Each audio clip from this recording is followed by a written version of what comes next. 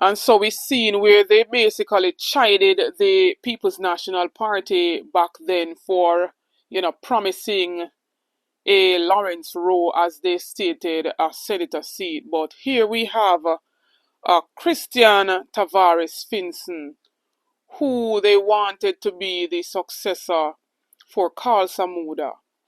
And them promised him a senator seat while he had to stand down.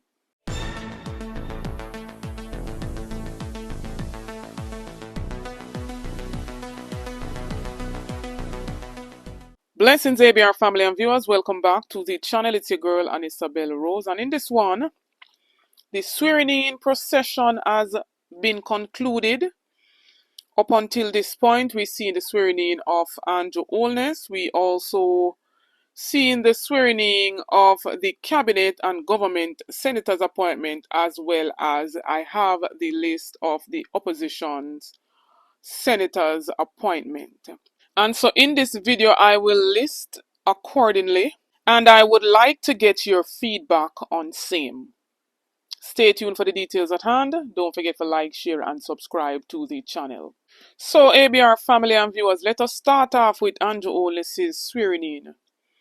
We've seen him giving speeches. Basically, some of the points in the speech, I've heard about 2-3 minutes of a segment of his speech. And it basically seems like him even throwing words in his speech. But nevertheless, anybody else other than myself are looking to see whether there were any foreign leaders, there to basically congratulate him, or any other leader from the CARICOM body there. Isn't that telling? But I want you to hear roughly about a minute of what he spoke, some of what he spoke, and he had the gall to mention the word integrity. Can you imagine? My fellow Jamaicans, there are those who say, Prime Minister, you have achieved so much, you have nothing left to prove. It is time to hand over the baton. I hear you, I hear those voices, but I also hear another voice. The voice of Jamaica itself.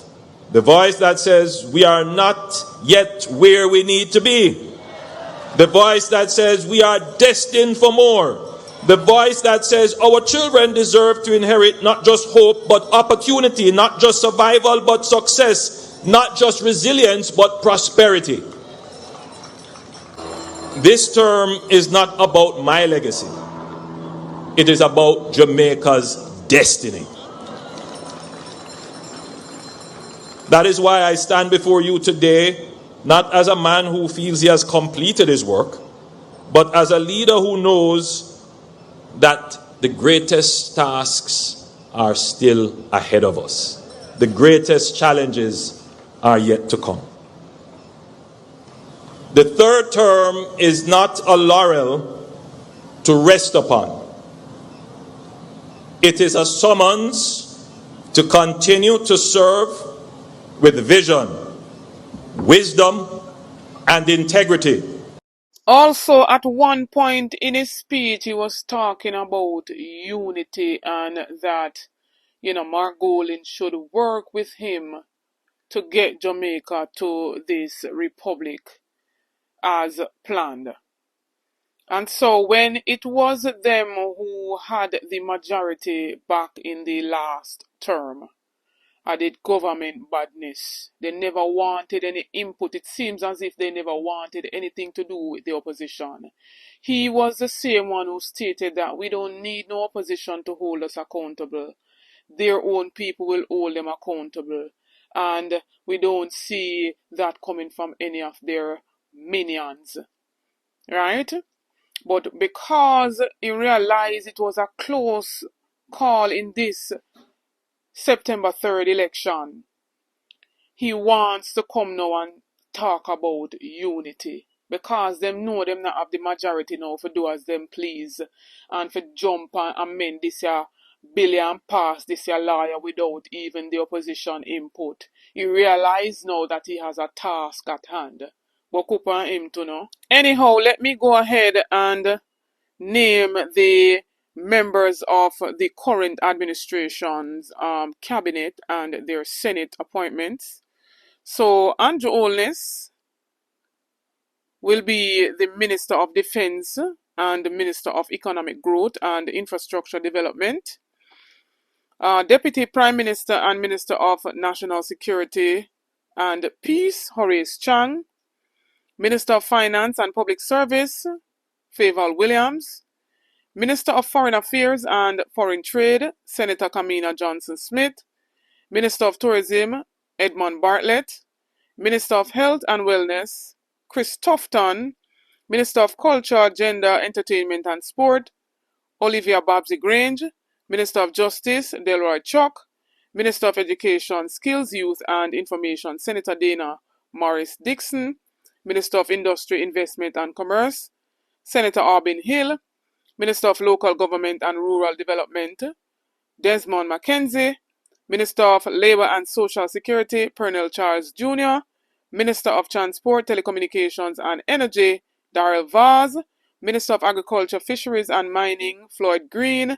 Minister of Water, Environment and Climate Change, Matthew Samuda. Minister without portfolio in the Office of Prime Minister responsible for efficiency, innovation and digital transformation, Ambassador Audrey Marks. Minister without portfolio in the Office of Prime Minister responsible for science, technology, special projects, Anju Wheatley. Minister without portfolio in the Ministry of Economic Growth and Infrastructure Development responsible for land titling and settlements, Robert Montague. Minister without portfolio in the Ministry of Economic Growth and Infrastructure Development with responsibility for works, Robert Morgan. And the government senators are as follows: Kamina Elizabeth Johnson-Smith, Aubin Rochester Hill, Dana Marie Elizabeth Morris-Dixon, Thomas George Lewis Tavares Finson, Charles Anthony Sinclair, Abka Fitzhenley, Keith Duncan, Shireen Golding Campbell, Kavan Gale, Marlon Morgan, Elon Beresford Thompson, Rosemary Bennett Cooper, Christian George Louise Tavares Finson. And so we've seen where they basically chided the People's National Party back then for, promising a Lawrence Rowe, as they stated, a senator seat. But here we have Christian Tavares Finson, who they wanted to be the successor for Carl Samuda. And them promise him a senator seat while he had to stand down. To give Steve Wright they go ahead to run that campaign. But only when the People's National Party does something, it is, crime and violence. But when it is done under this administration, it is swept under the carpet. I tell you about the mainstream media. I don't know about some of these journalists any at all.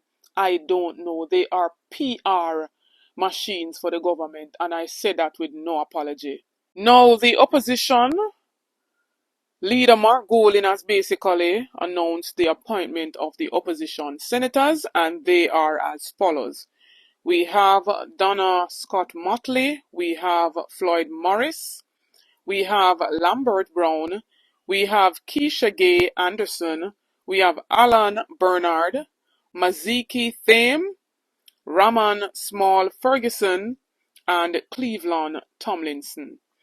And I do believe that this is a very, strong 8 for the opposition senators. What says you about the government cabinet and their appointed senators and the opposition appointed senators? Drop your comments in the comment section. Also, it was brought to my attention that the councillor for the Petersfield division, represented by People's National Party, Patrick Forrester, was basically killed in a freak accident where his vehicle basically ran off the road and fell into a precipice. He died, and 3 others who were in the vehicle are at the hospital battling for their life. It is said that his son is in a very critical condition right now as we speak. So condolences to the entire family of Mr. Forrester. Don't forget to like, share, and subscribe to the channel on the road to 50K. Help me to get there. Get this video to at least 6,000 likes. Stay tuned for more videos. Stay tuned for more updates. Big up on yourself.